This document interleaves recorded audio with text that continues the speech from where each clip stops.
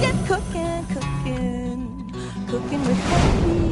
Hey, good morning and welcome back. Well, one of my favorite things to serve during the holidays is ham because everybody loves it and it's pretty hard to screw up. It's so easy to do, and the leftovers make great ham sandwiches, make great scalloped potatoes and ham, or I do mac and cheese, homemade mac and cheese with the diced up ham inside, great in omelets, all sorts of things you can do with the leftovers.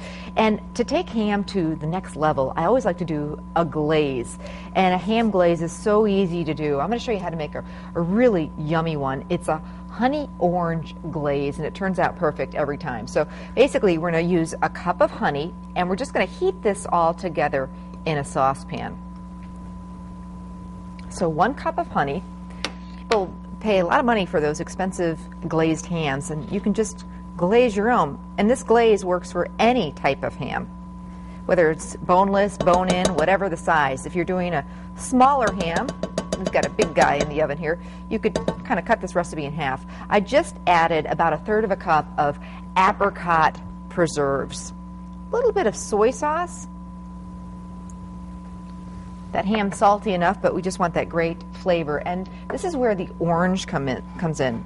This is a 12-ounce container of orange juice concentrate, and we just need 6 ounces of it. So either buy the little guy and just use the whole can, or use a half a can of the big guy here, and the rest of this we'll make orange juice with. Then I'm going to add some nutmeg, a little bit of nutmeg, and this is optional. Some people like the cloves in ham, that flavor. Some people think it's a little too strong, so just a pinch of cloves, and I like to use the ground cloves. We don't want big pieces of clove in here. All right, so I'm just going to heat that. And that's your glaze. Honey, orange juice, some apricot preserves, some soy sauce, nutmeg, and that pinch of cloves if you want. That's it. Now, how do you do a ham? Well, let me tell you. Like I said, ham is so easy because it's just almost impossible to screw up unless you overcook it and it dries out. I like to bake my ham at either 300 or 325 degrees, depending on how hot your oven gets, and I like to do it for about 20 minutes per pound.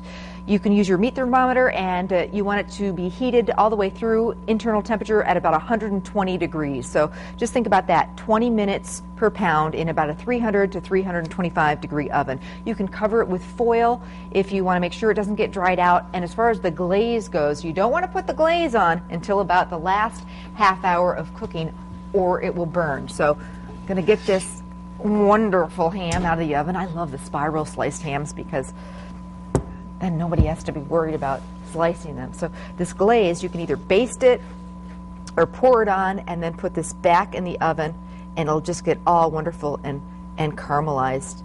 And it'll just take your ham to the whole next level. So I'd put this back in for another, half hour or so, just until it gets crunchy. And as far as the wine to serve with your ham, I think you can't go wrong with a nice white wine, a Chardonnay, or we happen to love here the Sapphire Riesling, exclusively at Festival, made locally at the Von Steele Winery, and we just love not only the taste but the pretty blue bottle. So the recipe for this ham glaze, by the way, it's on our website. You can also pick it up at any Festival Foods. Cheers and happy holidays.